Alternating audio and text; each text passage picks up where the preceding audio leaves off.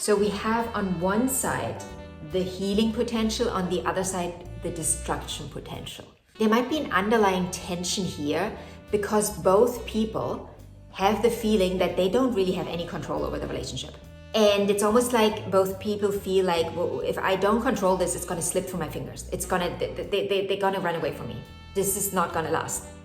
There's this constant feeling of, how do I keep them? How do I keep them? It can feel monumental. It can trigger our deepest fears and abandonment issues. Abandonment is a big one here as well.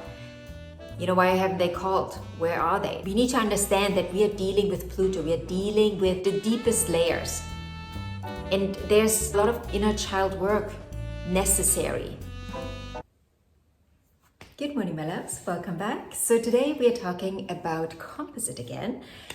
And as you already know, because you clicked on the title, the aspect we are discussing today is Venus square Pluto in Composite. Now, I already have a video out about the opposition, and there are a few similarities here.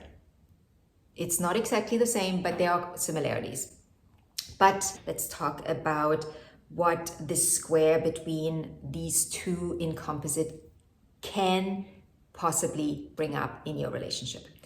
Now, first of all, before we start, let's talk about Venus. What is Venus? Venus is the planet of love, right? It represents love. It represents our values, the values we hold in life.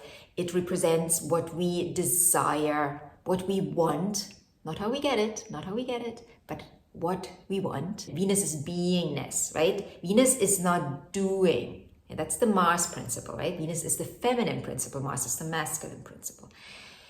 So Venus represents the sweeter things in life.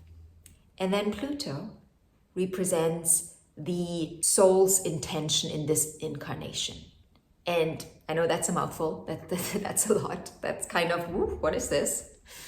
Well, it is the all, right? It is everything that we can be. And that is overwhelming. Like just the thought of it can be very overwhelming. Pluto is that unconscious energy, that undercurrent, that drive that drives us, not conscious like Mars, but the unconscious desire and power, passion that we hold deep within us. Now, when these two come together in a square, which is a Martian energy, which is an energy of extreme tension because I want what I want, right? That kind of energy. In Composite, it can get very sizzly, right? That can be a very passionate aspect, very, very, very hot, but also very, very, very exhausting. Because what we have here is obsession, right? There's this obsessiveness. And we both feel it, both people, we are both obsessive. And this can, if you're not careful, turn into destruction. But let's get into it. So I have a blog post about this. That's why I'm looking down here, that I will link in below so you can read through this as well. Let's look at the themes here. The themes one by one. The first one that I would mention is we have an intense attraction and almost magnetic energy. At least that's how it feels to us. I'm just drawn to that person. There's nothing I can do. I'm just drawn to them. And this emotional intensity can feel really thrilling. But like I said before, it can wear us out. It can wear us out, this energy, because we are creating a push and pull situation with each other. So there's probably a lot of fun in the bedroom, right? We probably have a lot of fun in the bedroom. But we got to be careful about power dynamics. Power dynamics in general, but also power dynamics in the bedroom and control issues. That is such a big theme in this relationship. There might be an underlying tension here because both people have the feeling that they don't really have any control over the relationship. And it's almost like both people feel like, well, if I don't control this, it's going to slip through my fingers. They're going to run away from me. This is not going to last. There's this constant feeling of, how do I keep them? How do I keep them? So both partners might control the other out of fear of losing them. And obviously, that generally doesn't go well in a relationship. However, besides that, we have an intense potential for growth here. People can work through everything. People can work through any and everything. But do they want to? Because again, this is going to be intense, and this will never not be intense. This aspect in Composite, you cannot outrun this aspect. It's always been there. There's always got to be another layer. But that's also where the growth is. If you both are committed to each other, and of course there are hopefully other easier energies between you. But again, if you are willing to work on yourself first, right? And then, yes, also on the relationship, because you can't just do one of them. You got to work on you, but then you also have to be willing to work on the relationship. Then, yes, I think you can work with this, but it will not be easy. I'm not going to sugarcoat this. This is not going to be a walk in the park, because both people will have to face their shadow here, their own shadow. And that is never an easy thing, right? Because what we do in relationships is we project, and there's going to be a lot of projection here from both sides. It's like, oh no, this is all your stuff. This is all yours. But again, if you are going to deal with it, like if you are, with time, deal with your shadows, because there's probably not only one that you have to deal with, this is going to be really rewarding. Like individually, like for you as a person, it will be rewarding, but also for the relationship.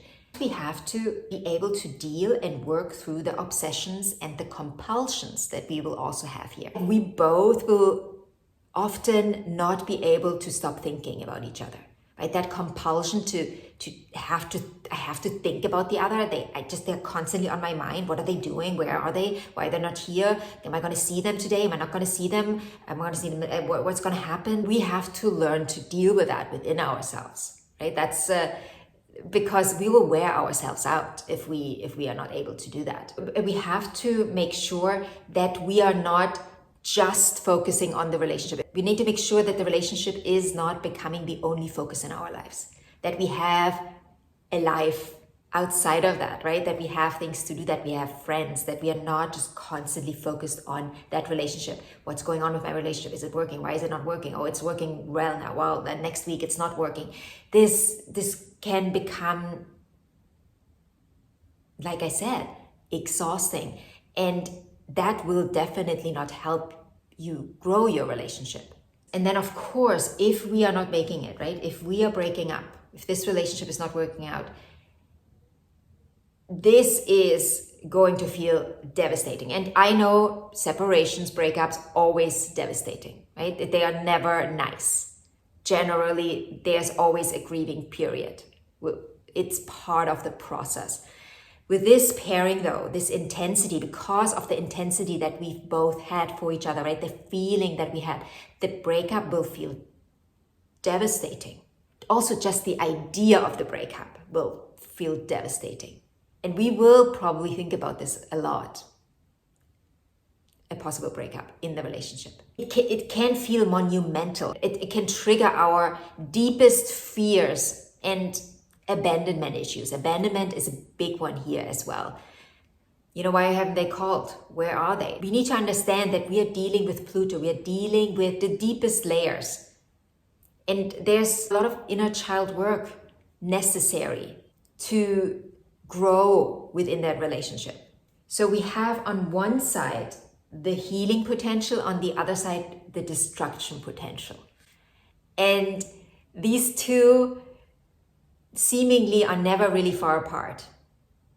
It feels like we're just half a step to the side and we are destroying ourselves and the relationship. So we're walking a very thin line here as well. But if channeled constructively, you can actually reap the greatest rewards. So watch out for manipulation and hidden agendas. Second, watch out for jealousy and possessiveness, emotional turbulences, and work on your fear over loss and abandonment. If that fear originated somewhere else, where is it really coming from? What is this person triggering within you? Where is that abandonment fear really coming from? How can you work with this aspect? Really, we just talked about, right? You can work with it. How can you work with it? Well, first of all, I would say embrace vulnerability. That's a really important one. And that's usually also the most difficult one, because at least one partner will not want to deal with that at all. Possibly both, but at least one, at least to begin with, will not want to look at this. It's like, no, that just not dealing with emotions, not wanting to open up, leave me alone. But that is, without that, you're not going to go anywhere long term. So that is really important. And the other thing is cultivating trust, right? And that is based on, we need to be vulnerable with each other, because we cannot build trust without that vulnerability. Also, mutual respect. We need to be able to respect the other person's autonomy. Then I would also say trying to find a way to channel the intensity into positive outlets. This could be creative project, shared goals, something spiritual pursuit. You know, it really depends on the couple. But finding a channel for all that intense energy. Then obviously also give each other space to grow, right? Individual growth is really important, because if we're not individually growing, we're not going to grow in the relationship. That relationship is not going to grow. So we need that space, you know, each person needs that space, and we need to give that space to the other. And again, that's going to be the difficulty, because we want to control, because we fear, you know, there's this fear of loss. Oh, they want more space? Woo, am I losing them now? And then obviously avoid manipulation and power plays, right? Because again, that's not going to get you anywhere. So if you have any more questions about this aspect, please feel free to ask in the comment section. If you want a personal reading, you can book it by clicking on the link in the description box. If you want to see me talk about another aspect that I haven't talked about yet, you can also request that in the comment section. And anything else, I'm here for you. I wish you a beautiful day, and I'll talk to you later.